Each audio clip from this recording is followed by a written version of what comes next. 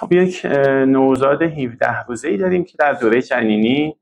اکوی جنین براش انجام دادیم که اون موقع یک سوراخی بین دو بطنش بوده که خوشبختانه الان که مراجعه کرده اون سوراخ بسته شده. در دوره جنینی همه جنین ها یک سوراخی بین دو دهلیز دارن که موقع تولد بزرگ هم هست و تو هفته اول باید بسته بشه، ولی این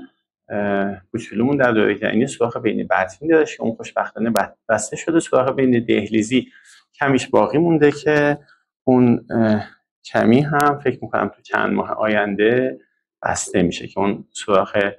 بین دهلیزی الان اینجا هست و نشون بدین اینجا این سوراخ بین دهلیزی کوچیک حدود 3 میلیمتر هست، اینم توی ماه‌های آینده بسته میشه و نگرانی نداره.